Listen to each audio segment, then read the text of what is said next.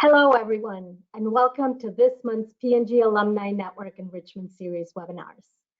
This is your host, Liliana Rojas, and I hope you're all safe and well. I'm very excited for our guest today, Benno Dorer, who will share with us his story and thoughts on how to continue to innovate in work and life after leading a Fortune 500 company. So now, without further ado, let me introduce you to Benno Dorer, who is the former chairman and CEO of the Clorox Company. He is an advisor, board director, a successful entrepreneur, and a passionate philanthropist. And it is an honor to have you here today with us. Let me stop my screen. There we go. Thank you, Benno, for being here this morning. And I would like to start, through this past year and a half, we've been severely impacted by COVID, both personally and professionally and in business. And you, as the former CEO of Clorox, I imagine, have not been the exception. So would love to hear, how did COVID impact you personally? Yeah, good morning, Iliana. Good morning, good afternoon, and good evening, wherever you might be around the world, to everybody who's following us on screen. Yes, what eventful time behind us, and clearly COVID, just like everybody, it's affected me personally, and it's affected me professionally. Personally, I can certainly remember the first weeks that were scary. Certainly family health was on everybody's minds, and luckily myself and everybody in my family stayed healthy, but that of course was the first thought. And then on the personal level, again, like so many people, I have learned how to switch routines online. I found that doing online yoga is not a bad idea. I rediscovered nature, in particular the forest. Developed a new connection again with the forest. I was born in a small town in the Black Forest in Germany, so I guess that's always been inside of me. But I spent a lot of time in the woods, which was really wonderful.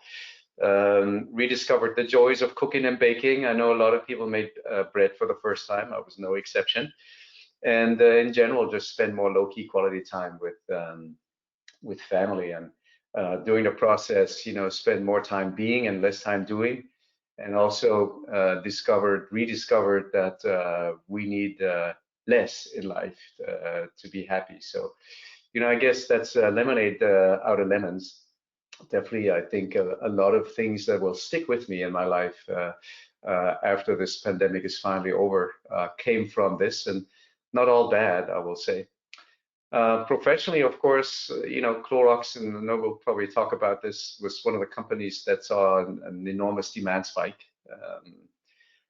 from COVID, and that, I guess, was the biggest topic for us as a company, other than also safety. I remember those first days and weeks, most of the efforts were to keep employees safe.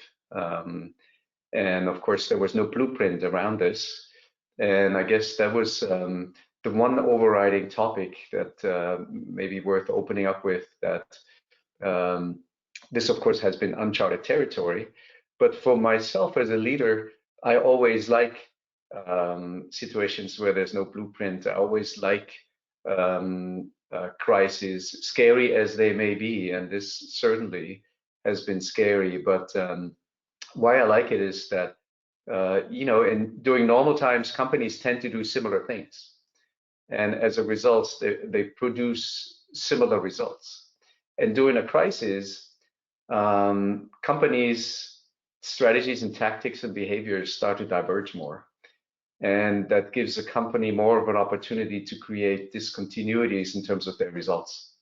And that, to me, was quite energizing, because that's what I and my leadership team tried to accomplish throughout this time, discontinuous results, and also get people to change their behaviors more frequently and more rapidly, which had been a struggle. Changing behaviors is not something that people want to do during normal times, but during crisis, you can get people to change behaviors. So we saw people adopt technology much faster. We saw the culture shifts that we've been working on instilling in our company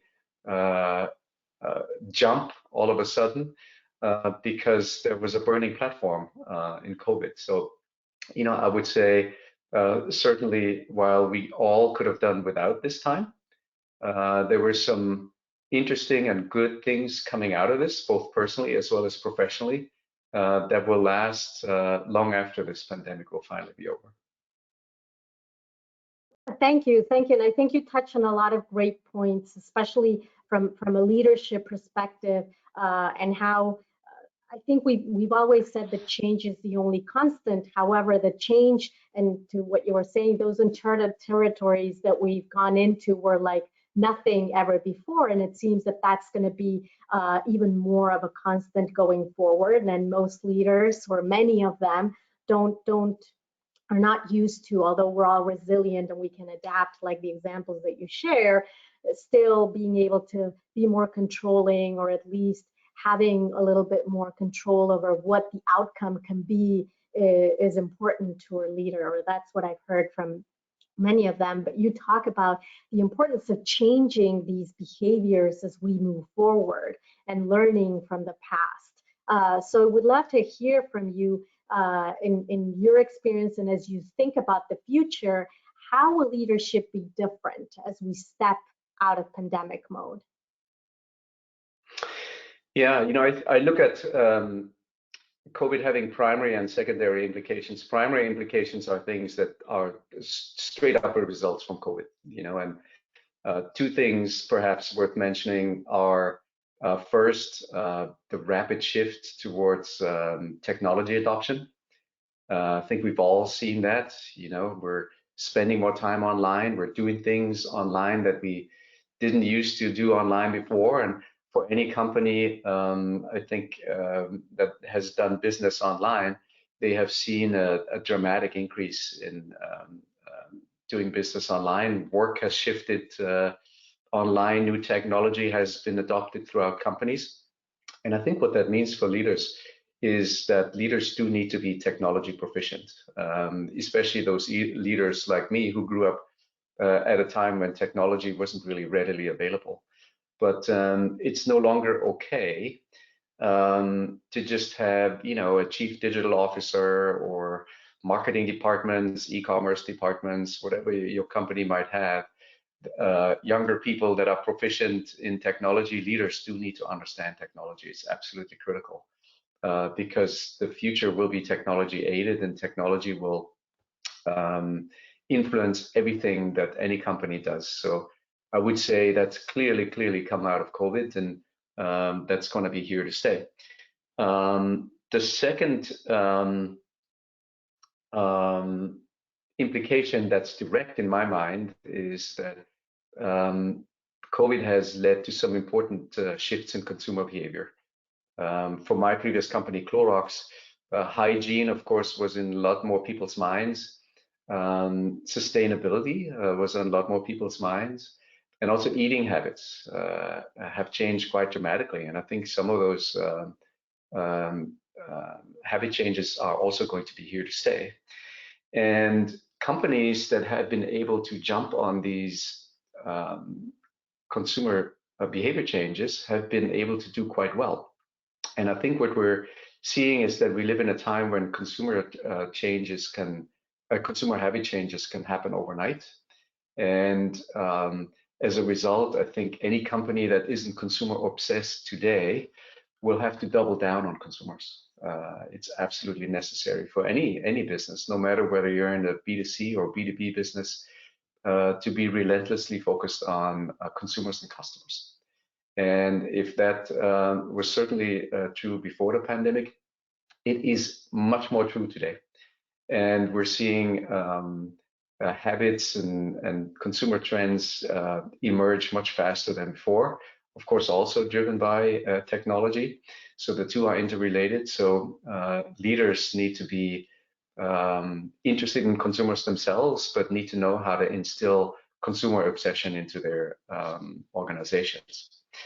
And then there's secondary shifts, and those are shifts that perhaps are driven by truths that were perhaps there before COVID, but that have been exposed during COVID. not just here in the United States where I live, but worldwide. Sustainability, racial equity, access to democracy. Those are topics that people today care a lot more about than 2 years ago, I would say, before COVID started. And again, that's going to be here to stay. And what we're seeing is a rapid shift towards more purpose-driven companies. And I think, in my mind, certainly that is the way of the future. There's no trade-off between purpose and profit, but the purpose and profit will go hand in hand for the most successful companies in the future. And that's because consumers care, that's because customers care, external stakeholders care, employees care. It's no longer okay for companies not to have a voice in all of these. And it's very important for leaders also to find a credible and consistent and authentic voice and how to address and how to speak to these topics. And to go back to Clorox, in the United States, Clorox serves 9 out of 10 consumers. So it's quite interesting to decide where are you going to engage as a CEO for Clorox and social matters. For us, the principle that we decided to go with was that we are going to have a voice when it comes to human rights, and sustainability certainly is part of that, but we're not going to have a voice when it comes to policy. And that's where we drew the line. But different companies draw the line differently, and it's very, very important for companies to decide how they want to do that. And then lastly, I think one thing that's also very much on my mind, and that's a particular passion of mine, is that sometimes businesses are seen as the enemy by government, and sometimes the government is seen as, quote unquote, the enemy by businesses. And I think what this crisis has shown clearly is that the big topics in this world, I mentioned sustainability, but also the creation of jobs of the future and the investment in new technology that can improve lives down the road. Those big topics are best done in collaboration between government and the private sector. And COVID, in many ways, vaccines being just one, has been an example of how that can be done quite successfully. And my hope is that there are going to be more examples like this down the road. Thank you. And you talk a lot about things that I imagine, obviously, sustainability, racial equity, this consumer purpose-driven kind of mindset have risen recently. However, I imagine that a lot of this probably has been done in the past, maybe with different words, with different thoughts in mind. So before COVID, and what has been like your experience as a CEO, those memorable moments, those peaks and pitfalls along the way that helped you to manage this crisis? Yeah, and clearly, Eliana, you're completely right in saying that none of the things that I talked about coming out of COVID were new, right? But the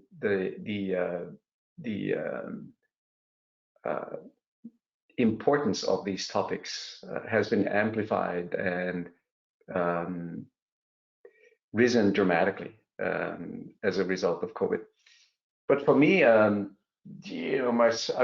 been a CEO for 6 years, and I think the biggest joy that I've gotten was that in the beginning when you start thinking about being a CEO, and I was asked to pitch to my board. I was one of 2 candidates, internal candidates, that was in the running for a CEO seat. You have to develop an idea of what you want to accomplish.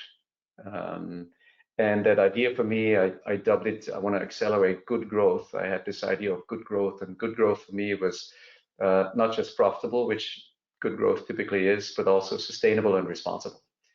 And I wanted to dedicate the company to this idea that profitable, sustainable, and responsible can go together.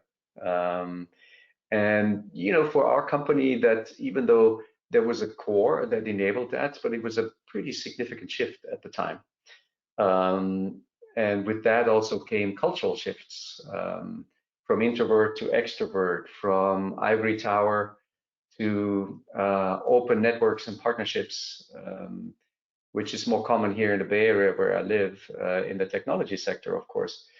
And, you know, to see that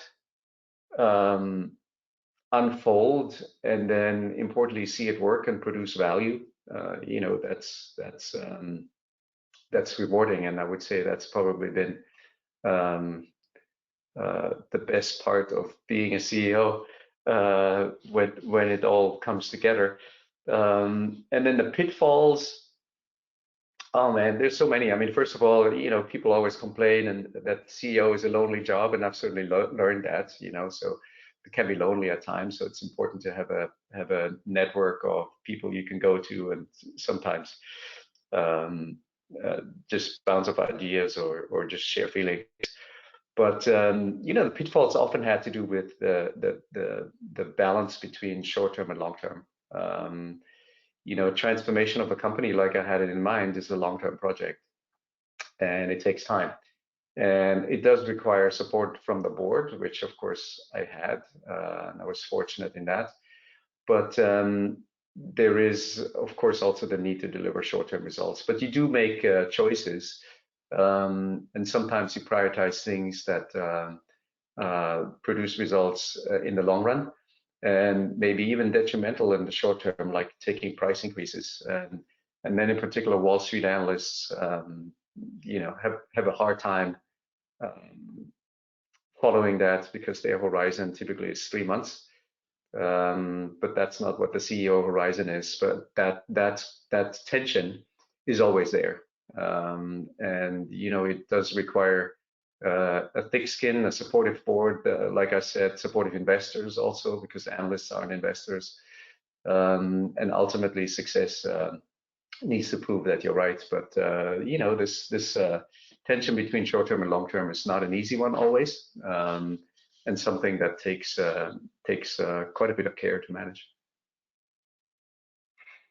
You talk about, you know, being a CEO for the last 6 years, and normally what I've seen is that continues on, you know, for many years. However, you decided that you stepped down, you know, as CEO and as chairman during the pandemic. I know that this was not a decision that happened at that moment in time. It happened before that. So what were your motivations to continue to something else? Yeah, strictly personal. I have, you know, the short end of the story is that I have 2 boys. They're 15 and 12, and I wanted to spend more time with them before they leave the house. I always ask myself, what's the one regret that I would have? You know, at the end of all of this, and the biggest regret would be not to spend more time with my sons. And I had missed too many family moments, and I didn't want to do that anymore. And then as I was thinking about it, so I had started this in 2017. I started to have first conversations with my board, and I actually stayed longer because of COVID, because it was important to provide stability to the company. But I was really inspired by a book by an author called David Brooks, and the book is called The Second Mountain. And the idea of the book is pretty simple, and it is that a lot of people spend most of their lives chasing the first mountain, and the first mountain is all about yourself. It's about achievement, accomplishment, reputation, and things that go with that. But there's a second mountain out there, and the second mountain is not about yourself, but it's about others. And the thesis of the book is that a meaningful life has dedication to 4 dimensions. It's to spouse and family, it's to a faith or some life philosophy, it's a vocation, and it is your community. And I wanted to dedicate myself to others, and I wanted to reinvent myself one more time. I have had the fortune to be able to reinvent myself a few times throughout my life. And that's always been very energizing. And I always felt that I have one more reinvention in me, and it was time for me to pursue that, along with the ability to spend more time with my kids. So that was my sole motivation. That's so important, and kudos to you to make that decision, because it's not, maybe it's something that many of us want to do, or I've heard, at least from my end with many of my clients, that's the ideal world, but then it comes back to the what do I have to do? So how do I, the want versus the have difference. So Yeah. how do you prepare for this transition, both mentally, physically, emotionally? Yeah. Yeah, and for me, given that I had the first conversations 3 years before I actually sat down, the most important thing actually, of course, was to give 100% in my job every single day. So I delayed most of the how until it was time to actually transition, because you can't give 95% in any job, but certainly in the job that I used to have. So it was important for me to focus on the job. But in terms of the how, what I thought about was this was following an idea that a friend of mine had, and that is to really dig a little deeper into what the essence of myself is. And in order to do that, I asked about 15 people who knew me really well, some as some are from my job, some in my personal life, and some through a combination of both. And I asked them what they see as the core or the essence of me. And there was about 80% overlap, which is good, between how I saw myself, but there were also some new components. And I decided that, in my quest to give back, it's not just a financial quest, even though that's part of it too. I have a giving program that I'm proud of, but I wanted to give back in more than just one ways, and I wanted to give back in ways that are true to what the essence is of myself. And two dimensions that came out of this essence work, which lasted about a month, was one, that I'm a teacher. I love teaching, and it's something that people think I'm good at, and I wanted to be a teacher, in fact, at some point in my life when I grew up. So I guess things come back full circle. But I wanted to find ways to teach, and I'm doing that. I mentor CEOs and other people. I um, am on boards, and I'm engaged with universities to teach in various ways. So I have the opportunity to teach and perhaps pass on some of the skills that I've learned along the way. And another dimension of mine is that I'm an explorer. I'm a very curious person, and I love discovering new things and learning new things. So it was important to me that I pursue things that allow me to discover new things. I'm a private equity advisor. I talk to a lot of new companies and interesting companies. They do things slightly differently, so I learn different ways of assessing businesses.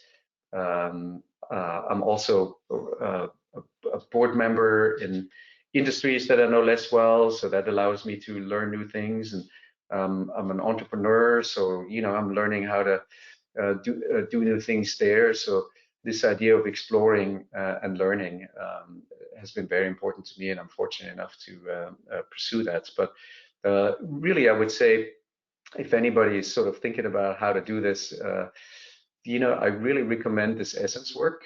And it's pretty simple. You ask people, what's the core of me? What are 3 words that you would use to describe me, and why? And then pay attention and listen. And that really helped me get to develop a program for myself that I'm pursuing now, and that's working quite well. The second thing I would perhaps say that helped me prepare was that I never really got too dependent on the perks that come with being a CEO. There's a lot of special ways people like to treat you just because of your job title, and I've never tried to let that define me. I've tried to live a lifestyle and maintain friendships that were far away from that. And if you're not dependent on that, then you don't miss them. when they're no longer there, because they do disappear, and that's okay. So really just trying to live a grounded life and not take off into stratospheres that are not sustainable is really, really important. The only perk I miss is an automatic airline status. You know, even though I didn't miss it the last year, but I'm sure I'll miss it terribly. So I will admit that I'm only human, but it's just really important to stay grounded and not let you know, job title define yourself, because once the job title is gone, then there's nothing left of that. And it's really important to prepare yourself for that long before the moment finally comes. I love that. Do you want to continue traveling going forward? Yeah, without the airline status. That's great. Now, there was a question in the chat, and it's aligned to my next question, because you've been recognized by Forbes amongst the top 40 most innovative CEOs, and I would love to hear more about how what drove this, and then how do you plan to continue to drive that innovation in this new chapter of your life? Yeah, so innovation is really something I've been particularly passionate about, and that goes back to my time at P&G, actually. I was at P&G from 1990 to 2005, and some of my jobs were innovation jobs, both in Brussels and then later in Cincinnati, and that shaped me deeply. I always believed that innovation is one of the most critical things that businesses do, and not just innovation in products and consumer experiences, but innovation in everything. And that became a big part of my idea of shaping Clorox. And you know, it's also perhaps one of the things I'm proudest of. We significantly increased the investment and output in and from innovation at a time when most companies went the other way. But we also innovated in company processes and company culture and technology. I think still to this day, Clorox is the only company that spends north of 50% of their advertising and sales promotion dollars online, and we had the highest percentage of sales in e-commerce in CPG for quite a while. I don't know if that's still true, but it was certainly still true last year. We innovated in sustainability programs and company purpose and in how we work, and you know, that was a big part of the transformation that I began leading. And that, of course, then is also something to the question that I need to continue. So the way I do that is, first of all, I try to work with innovators in philanthropy, but also in boards and in other areas that I'm involved in. I try to learn from innovators. That's always been really energizing for me. You get new ideas from people who pursue new ideas, and that allows you to broaden your horizon, and that's been really great to do that in new capacities for me. And then, of course, I've also joined boards of companies that I either believe are very innovative, pursue innovative ideas, or that could benefit perhaps from my experience. Don't know if any Wella alumni are here, but I recently decided to join the Wella board, which used to be a P&G company, and then sold to Coty, and you know, really a business that was, let's call it, under-nurtured, to be friendly, for many years, but has such a wonderful and strong core, but is just really lacking the dedication to innovation. Even though the talent is there and the passion for it is there, but the commitment at the leadership level wasn't there. And we are trying to bring that back, and are seeing really terrific first progress and successes, and are relearning as a company how important it is to innovate for the consumer and customer, but also for employees and other stakeholders. And that's part of why I joined this board, that I think innovation will be a big part of how Wella is going to do well in the future. And throughout the process, I'll, get in touch with more innovators and learn more. So this is how the innovation cycle always works. You learn, and then you give back what you've learned, and throughout the process, you learn more, and it never ends. So that's energizing. And for those of you who may have may have had some affiliation with Wella, watch Wella. I think it's off to a good start, and there'll be exciting things to come for that company. That's awesome. You talked earlier about the importance of growing businesses the right way from our profitably, sustainably, and responsibly. And I would like to touch a little bit more on that, how, why is it so important, and especially with so many changes and adversities? Yeah, like I said, so for me, this came from my pitch to become a CEO to the board in 2014. And, I believe that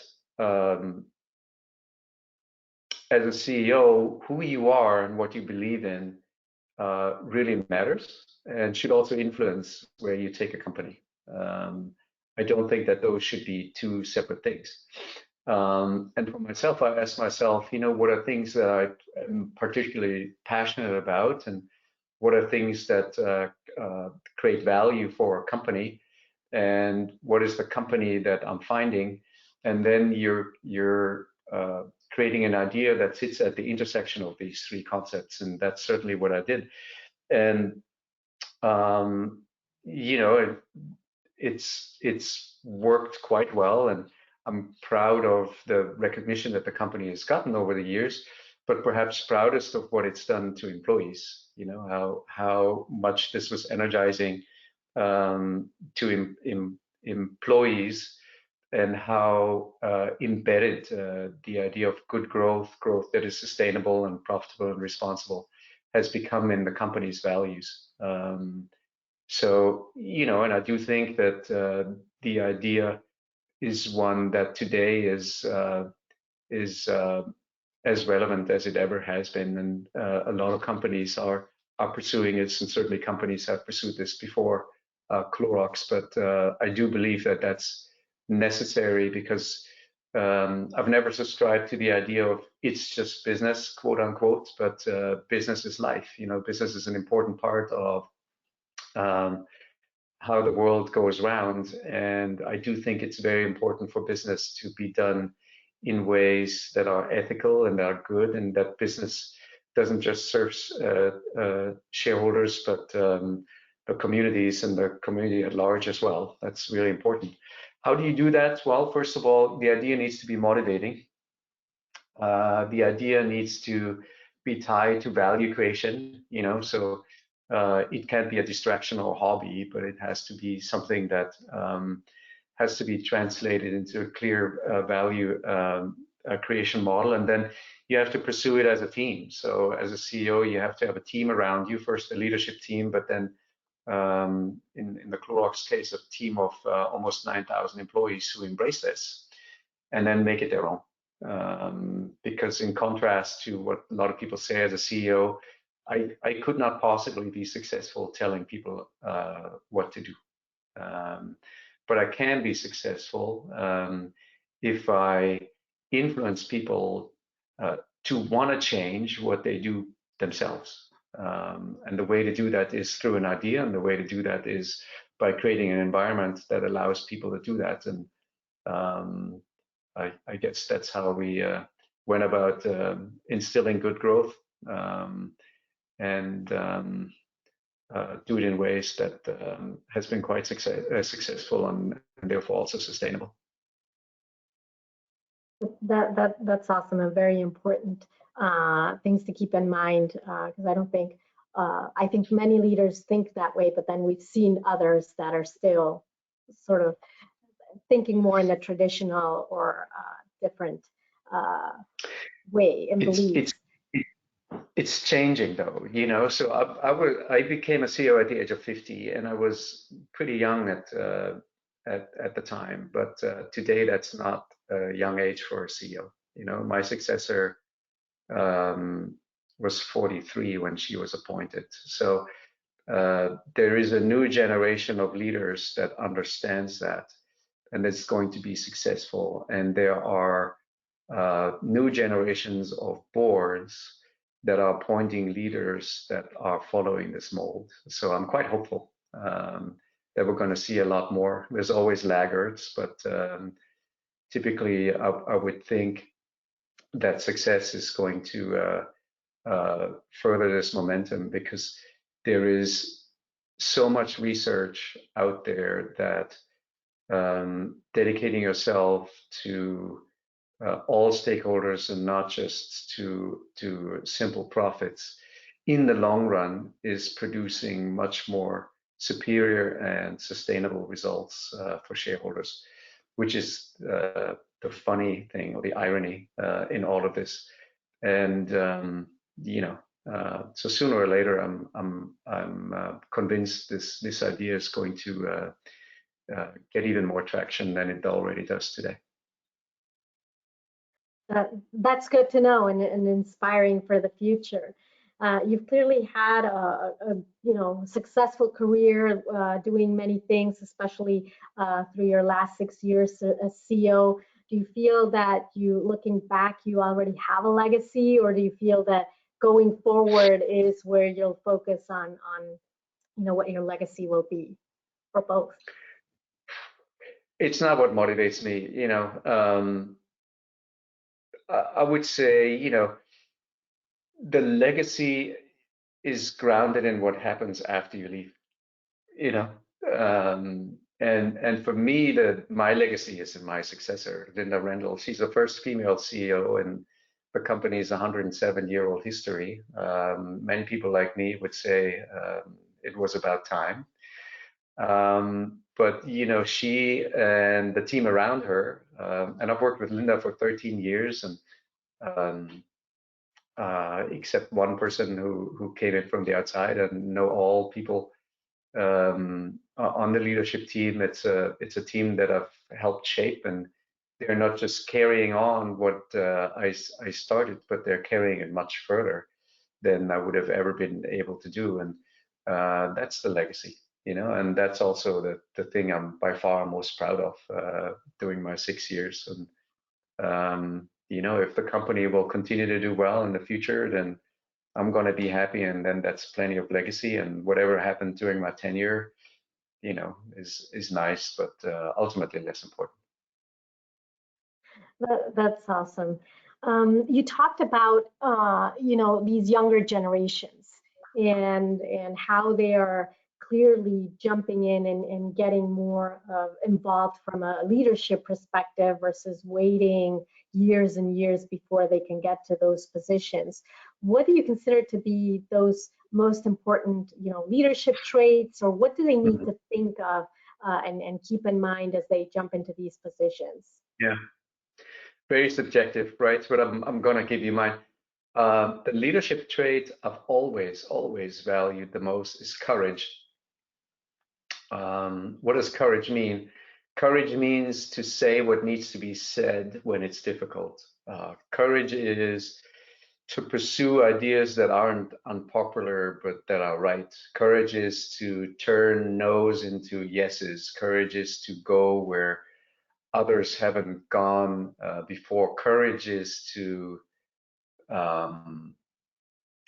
do things that are risky. Courage is to stand for something, to believe in ideas, to be guided by principles and values, and to live by those, even when it's not always easy.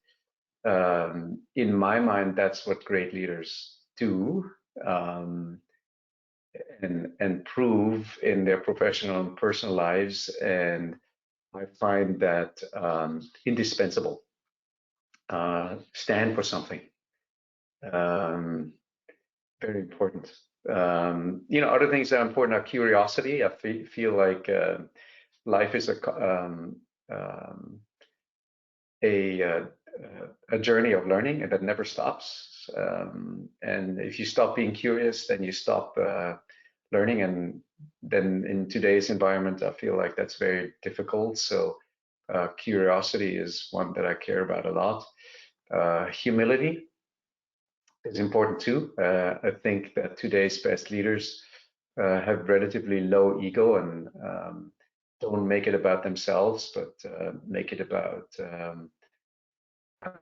the community, and are able to surrender their own ego for the benefit of the team. And along with that also goes the idea that the best leaders, in my mind, don't strive for perfection, but strive for authenticity instead, and realize that they're not perfect, and are okay not being perfect, and not choosing to be human instead, and surrounding themselves with people who are different from them, and people who tell them the truth always, and people who make a team perfect. Diverse group of people who with diverse set of skills and experiences and styles. That's what makes companies perfect, but it's not individuals. And great leaders have the humility to understand that. And then maybe lastly, usually there's 3, and I've already mentioned 3, but I'm going to go with 4. Is grit. So there's no shortcuts. I believe that there's no shortcuts in the long run. And if you're looking for shortcuts, then that may work once or twice, but in the long run, I think it's not going to work. And having the grit and the stamina to make it through difficult situations, because I've been down plenty of times in my career, and I think most of us, or all of us here on this webcast, probably share that experience. But it doesn't matter whether you're up or down, but what matters is what you do when you're down, and how you pick yourself up, and how you let others help you along the way. That really matters a great deal. So grit is maybe the last one, but most importantly is courage. If there's only one thing to take away, I'd always say courage all the time. Thank you. So many nuggets of wisdom. I'm going to write several quotes and definitely post them. Jasper says hi. It's been a long time, and he's asking, sustainability should arguably not be political, but has been made political. Big companies in the past often tried to be neutral.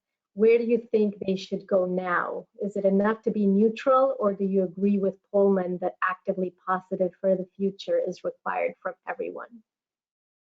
Yeah, hi to Jesper. It has been a long time. Of course, it's not enough to be neutral. It's really, really important for companies to take an active stand in favor of sustainability. And I've always said sustainability isn't a hobby, but it's good for business, because it helps companies grow. But the dirty secret also is that sustainability is a fantastic source of cost savings, and there's nothing political about cost savings at all. And cost savings are a great way of adding value to the bottom line, but also advancing sustainability.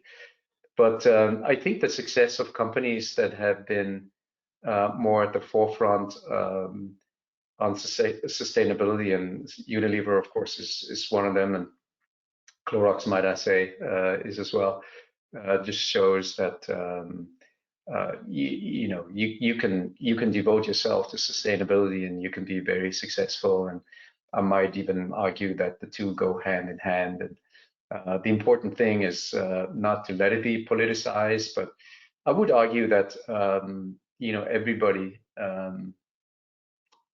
understands that sustainability is critical. It's more about the how. What's a good way of pursuing sustainability, and what's perhaps a not so good way. And it's okay to disagree about that. That creates dialogue, right? And from dialogue there are good things that come. But interestingly, here in the United States, where the last 4 years we had a government that perhaps took a less proactive stance on sustainability, the progress in the private sector arguably was faster than it was before this government came into power, because the private sector took over and said, if the government puts less initiative into sustainability, the private sector must offset that and must make up for that. And that's led to an enormous amount of progress. And I think it's proof that companies can pursue that, even though it may be less popular in the political world. But we all know how that goes back and forth and changes. But there's some values, and the health of the planet is certainly one of them, that are absolutely critical for companies to associate themselves with. So, I think it's happening. And if you think about sustainability-based investing, and ESG-based investing is by far the fastest growing investment sector worldwide. So for companies, if you want to attract those investors, which as a CEO you can't afford not to, you have to make progress on sustainability. So I think at least here in the United States, but hopefully also in Europe and elsewhere, the question as to whether companies should devote themselves to sustainability or not, I think that's yesterday's questions. Companies that are still asking themselves that questions are going to be left behind, and I firmly believe that. It's all about how and how fast, and that's a much more interesting question to devote to. Thank you. We're literally minutes away from the end, and it's just been a wonderful conversation. Any final words of wisdom for our audience, especially because many of them are either starting to plan for retirement or figuring out their next chapter? You clearly talk about liking reinventing yourself, and it seems easy, but it's not an easy task when you get into it. Yeah. Don't just play golf, is maybe what I'd say.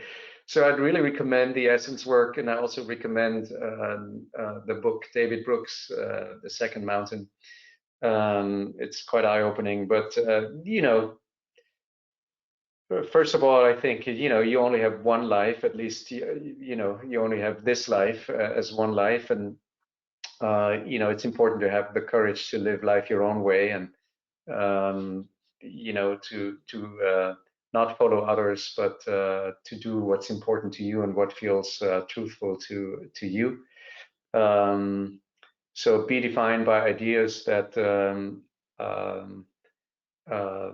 feel true to you. Also, be defined by ideas that aren't just about yourself, but are about others. It's this idea of giving back that I think is important. Let's be not just about ourselves, but let's be about others. And not only does it do good things, but it also brings joy. People who devote themselves to communities and people who give back are typically happier people. There's research that proves that. And so if you don't listen to me, listen to science.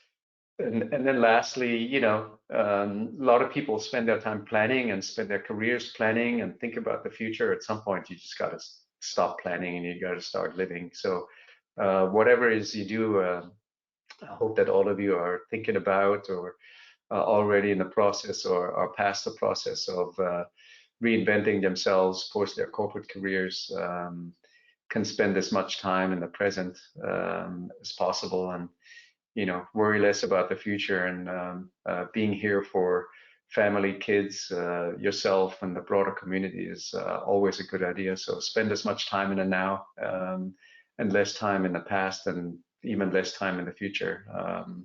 That'd be my last advice and word of wisdom, if you so will. Thank you. Does anybody inspire you and challenges you, especially as you move forward? My kids. they inspire me and they challenge me, and you know, because that was my motivation for stepping back from my corporate job. That's exactly how it should be. So it's them, and I love them for it. Thank you so much. There were many notes of congratulations and of being thankful for all the words of wisdom that you shared with us today. Thank you so much for being here this morning. I know it's very early for you, so doubly thank you. A note of appreciation for doing that. And then, yeah, thanks for having me. Thanks for having me, and thanks to all of you for joining. And those of you who know me, and you know, if we haven't been in touch lately, it would be great to reconnect. Awesome. Thank you so much. And then let me share my screen again. Perfect. Okay.